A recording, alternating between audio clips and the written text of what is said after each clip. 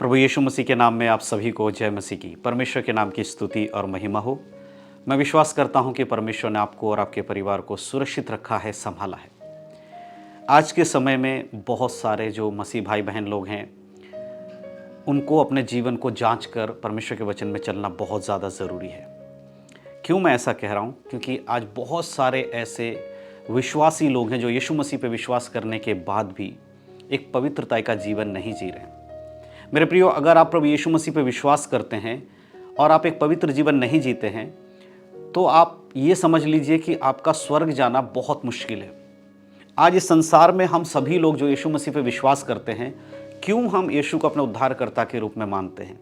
क्यों हमने अपना जीवन यीशु मसीह को दिया है? क्यों हमारे जीवन में हमने यीशु मसीह को उद्धारकर्ता के रूप में ग्रहण किया है?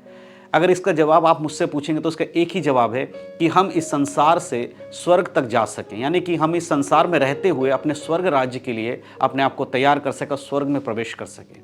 यदि एक इंसान इस संसार में रहते हुए मरने से पहले और यीशु के दूसरे आगमन से पहले प्रभु यीशु मसीह को अपने उद्धारकर्ता के रूप में नहीं ग्रहण करेगा और अपने जीवन को पवित्रता के अनुसार नहीं चलाएगा, तो जब यीशु मसीह का दूसरा आगमन होगा तब वो उसके संग स्वर्ग में नहीं जाएगा। आज बहुत सारे मसीह लोगों को यही बात नहीं मालूम है। हजारों के तादाद में आज यीशु मसीह पर विश्वास करने वाले लोग आपको मिलेंगे। बड़ी बड़ी कलीसियाओं में लाखों के तादाद में लोग आते हैं प्रभु यीशु मसीह के नाम से, लेकिन उन लाखों के बीच में कुछ गिने चुने लोग ही हैं जो सच में यीशु मसीह पर विश्वास करते हैं। नहीं तो पूरी की पूरी भीड़ जो वहाँ आ रही है, वो अपने उद्धारकर्ता के रूप में यीशु मसीह को ग्रहण नहीं करते, परंतु अपने जीवन में चंगाई पाना चाहते हैं, छुटकारा पाना चाहते हैं, मुसीबतों से बाहर आना चाहते हैं। इसलिए आज के समय में बहुत सारे जगहों पर कलीसियाओं में हो, सभाओं में इतनी भीड़ आप देख सकते हैं। लेकिन मेरे प्रियो, यीशु मसीह यहाँ भीड़ इकट्ठा करने नहीं आए थे। यीशु मसीह के वचन में, बाइबल में लिखा है कि वो हमें स्वर्ग राज्य में ले जाने के लिए आए थे। अगर आप एक विश्वासी हैं तो जरा अपने जीवन को परखिए, क्या वाकई में आपने यीशु मसीह पर विश्वास करके अपने उद्धारकर्ता के रूप में यीशु मसीह को ग्रहण किया है? अगर नहीं किया है तो आज आपके पास एक बहुत अच्छा मौका है। आज परमेश्वर का वचन आपके लिए है। प्रभु कहता है कि तू मुझे ग्रहण कर अपने उद्धारकर्ता के रूप में, मैं तुझे स्वर्ग का राज दूंगा। अगर आप प्रभु पर विश्वास करेंगे, यीशु मसीह पे, केवल वो चंगाई करने वाला परमेश्वर नहीं है, वो उद्धार देने वाला परमेश्वर है। बाइबल हमें बताती है कि परमेश्वर ने जगत से ऐसा प्रेम रखा कि उसने अपना इकलौता पुत्र यानी कि यीशु मसीह को दे दिया, ताकि जो कोई उस पर विश्वास करे वो नाश ना हो परंतु अनंत जीवन पाए। बाइबल हमें यह भी बताती है कि मनुष्य ने पाप किया जिसकी वजह से वो परमेश्वर से दूर हो गए। आदम और हव्वा ने जो पाप किया जिसकी वजह से मनुष्य जाति के जीवन में पाप आया, मनुष्य जाति में पाप फैल गया और धीरे धीरे पाप बढ़ता ही चला गया और मनुष्य ऐसा हो गया कि वो नरक की ओर जा रहा था। उस समय परमेश्वर ने एक मार्ग निकाला। प्रभु अपने पुत्र को इस पृथ्वी पर भेजा। परमेश्वर ने अपने पुत्र यीशु मसीह को इस पृथ्वी पर भेजा ताकि उसके बलिदान के द्वारा मनुष्य के पापों से मुक्ति मिल सके। और जो व्यक्ति यीशु मसीह पर विश्वास करता है, परमेश्वर उसे उद्धार देते हैं। आज संसारिक लोगों को यीशु मसीह का सुसमाचार मिलना जरूरी है, लेकिन उससे कहीं ज्यादा जरूरी अब यह बनते चला जा रहा है कि जिन्होंने उद्धार पाया है वो सच्चाई को जान सके। क्योंकि आज बहुत सारे लोग यीशु मसीह पर विश्वास करने की बात तो करते हैं, लेकिन जब हम उनसे पूछते हैं कि भाई आपके जीवन में यीशु मसीह का वचन है, तो बहुत सारे लोग चुप हो जाते हैं, उसका जवाब नहीं दे पाते। आज मैं आप लोगों से पूछना चाहता हूं, आप में से बहुत सारे लोग ऐसे होंगे जो मुझसे भी पुराने विश्वासी होंगे, मुझसे भी ज़्यादा आपने बाइबल को पढ़ा होगा, मुझसे भी ज़्यादा समय से आप कलीसिया में जा रहे होंगे, मुझसे भी ज़्यादा अच्छे रीति से आप प्रभु के वचन को जानते होंगे। लेकिन मैं आपसे एक सवाल करना चाहता हूँ, क्या वाकई में यीशु मसीह के दूसरे आगमन पर आप उसके संग स्वर्ग में जाएंगे? आप अपने आप को जांचिए जरा, इस बाइबल के वचनों के अनुसार अपने आप को जांचिए, क्या आप वाकई में स्वर्ग जाएंगे? प्रभु का वचन कहता है कि जो कोई परमेश्वर के साथ नहीं बना रहे, जो पिता में नहीं होगा, जो यीशु मसीह में नहीं बना होगा, वो कभी स्वर्ग राज में नहीं जा सकता। और आज ज़रूरी है कि हर एक विश्वासी खुद को परखे। और क्यों आज पूरी की पूरी जो मसीह समाज है, क्यों चंगाई छुटकारे के पीछे भाग रही है?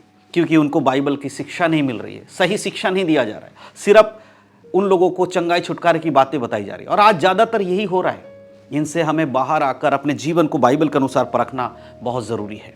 प्रभु यीशु मसीह का वायदा है, वो हमें लेने आएंगे। अगर हम एक वचन पढ़ते हैं तो हमें पता चलता है। अगर हम पढ़ेंगे यूहन्ना रचित सुसमाचार उसका 14 अध्याय सुसमाचार का, उसका पहले आयत में देखिए प्रभु कहता है, तुम्हारा मन व्याकुल ना हो, परमेश्वर पर विश्वास रखो और मुझ पर भी विश्वास रखो।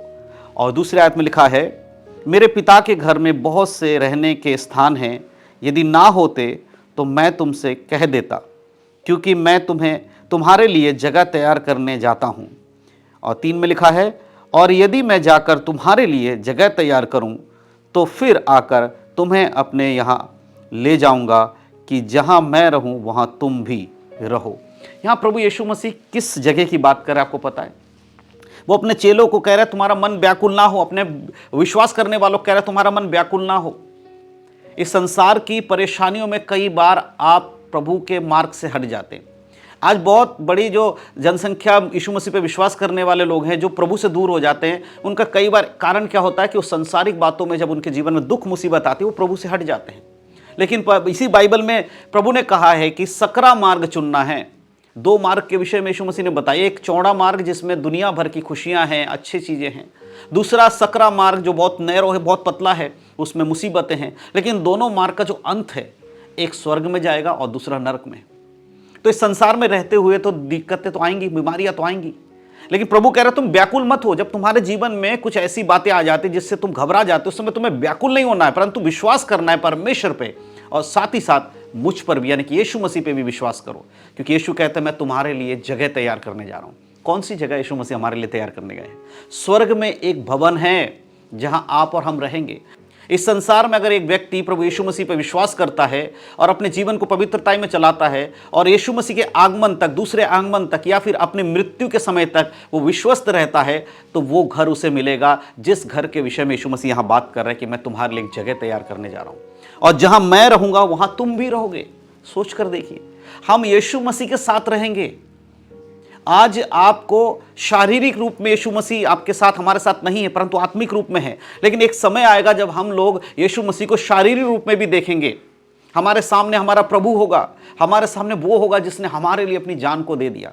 हम इन्हीं आंखों से, जो स्वर्ग में परमेश्वर में एक नया देह देगा, उस देह में जो आंखें होंगी, उन्हीं आंखों से हम यीशु मसीह को निहारेंगे, हम उसके संग रहेंगे। और वचन कहता है वो तुम्हारे आंसुओं को पोंछ डालेगा। हालेलुया। परमेश्वर का वचन कहता है वो तुम्हारे आंसुओं को पोंछ डालेगा। इस संसार में रहते जितनी दुख मुसीबत आपके जीवन में आ रही है, सबको प्रभु खत्म कर देगा। एक समय आएगा जब सब कुछ खत्म हो जाएगा, हम आनंद की जगह में होंगे। इसलिए मेरे प्रियो, आज आपको और हमें क्या करना चाहिए? बाइबल से जांचना चाहिए, लौटकर प्रभु के पास आइए। आज बहुत सारे विश्वासी लोग यीशु मसीह पे विश्वास तो करते हैं लेकिन उसके वचन पे नहीं चल रहे। बहुत दुख की बात है कि 20-20 साल, 30-30 साल, 40-40 साल के पुराने विश्वासी लोग हैं, लेकिन जब उनके जीवन को हम देखते हैं तो पता चलता है कि आज भी इनका जीवन आत्मिकता में बहुत पीछे है, प्रभु के वचन में बहुत पीछे है। यहाँ वचन जो आज हम पढ़ रहे हैं, ये हमें एक ढांढस देता है, हमें बताता है कि यीशु मसीह का आगमन होने वाला है और यीशु मसीह चाहते हैं कि हम विश्वास के साथ मजबूत बने रहें, उसके आगमन के लिए तैयार हो। वो परमेश्वर हमारी सहायता करते हैं, हम अकेले नहीं हैं। आप ये सोचेंगे कि मैं कैसे पवित्रता का जीवन जीऊं? कोई भी मनुष्य अपनी ताकत और बल लगाकर पवित्रता का जीवन नहीं जी सकता, ये परमेश्वर को पता है।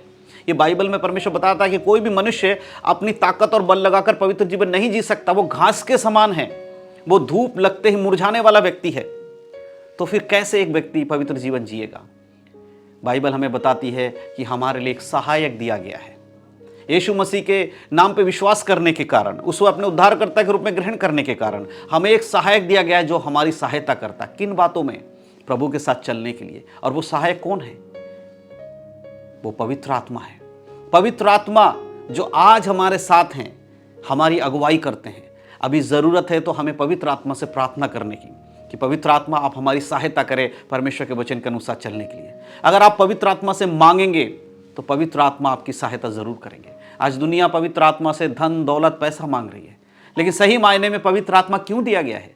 ताकि हम एक सच्चाई का जीवन जी सके, पवित्रता का जीवन जी सके, शैतान के हर एक चाल को हम तोड़ सके, उसके हर एक गुलामी की जंजीर को तोड़कर उससे बाहर आ सके। उसमें मदद करने के लिए पवित्र आत्मा हमें दिया गया। लेकिन आज आप किस रूप में पवित्र आत्मा को अपने जीवन में आने देते हैं?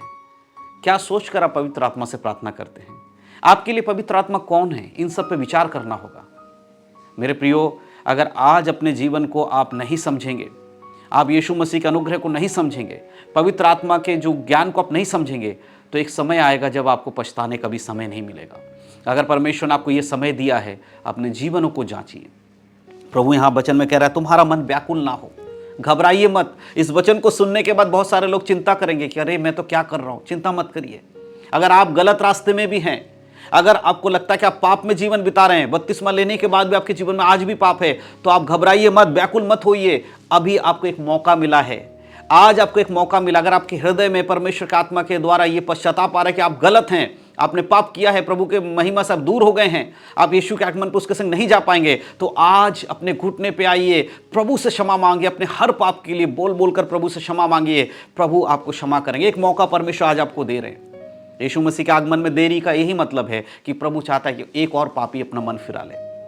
कोई बात नहीं, कई बार गलतियां हो गई आपसे, लेकिन अगर गलतियों को आप याद करके उससे क्षमा मांग लेते हैं, प्रभु फिर से आपको मौका देगा। लेकिन अगर इन बातों को सुनने के बाद भी आप उन गलतियों से क्षमा नहीं मांगते हैं और बार बार पाप करते रहते हैं, तो यीशु मसीह के आगमन पर आप स्वर्ग में नहीं जा पाएंगे। मेरे प्रियो, आज हर एक विश्वासियों को समझना होगा कि चर्च जाने से, बाइबल को अपने घर में रखने से और बहुत बड़े बड़े भले काम करके दिखा देने से हमारा स्वर्ग का राज्य पक्का नहीं होता है। ये सारे कार्य तो एक विश्वासी को करना ही चाहिए। कलीसिया में भी जाना चाहिए, लोगों की मदद करनी चाहिए, बाइबल पढ़ना चाहिए, सब कुछ करना चाहिए। लेकिन अगर आपका जीवन उन वचनों के अनुसार जिन्हें आप पढ़ते हैं उनके अनुसार नहीं हुआ, तो ये सब कुछ जो मेहनत आज आप यहाँ कर रहे हैं, सब कुछ बेकार हो जाएगा। मेरे प्रियो, न्याय सिंहासन के सामने वही व्यक्ति स्थिर खड़ा रह पाएगा जिसका जीवन वचन के अनुसार होगा।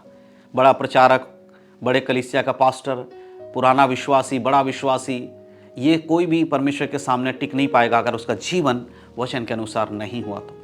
इसलिए आज अगर आपको ये मौका मिला है, हमें अपने जीवन को इन वचनों के अनुसार परखना चाहिए, देखना चाहिए। एक क्षण अपने जीवन को जांचिए मेरे प्रियो। बार बार आपको मौका नहीं मिलेगा, बार बार कोई आकर आपको समझाने वाला नहीं होगा। ऐसा समय आएगा जब खरे उपदेश आप सुन नहीं पाएंगे, आपको कहीं ढूंढने से भी परमेश्वर के वचन का प्रचार करने वाला जल्दी से मिलेगा नहीं। सब जगह लोग बिखर जाएंगे, सब जगह लोग भ्रष्ट हो जाएंगे, और धीरे धीरे आप यही देख रहे हो कि आज आने वाले समय में ऐसे झूठे शिक्षक भर जाएंगे कि आपको पता ही नहीं चलेगा कौन सही है कौन गलत। इसलिए ज़्यादातर आप बाइबल को पढ़िए ताकि आप लोगों को परख सको और अपने जीवन को खासकर परख सको।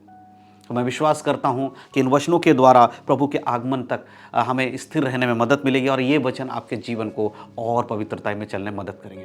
परमेश्वर आप सबको आशीष दे। प्रभु के हाथों में अपने आप को समर्पण करें, प्रार्थना करें, क्षमा मांगे और एक नए जीवन में फिर से आगे बढ़ें। परमेश्वर आप सबकी सहायता करे, पवित्र आत्मा आप सबकी मदद करे। यीशु मसीह के नाम में सबको जय मसीह की। God bless you.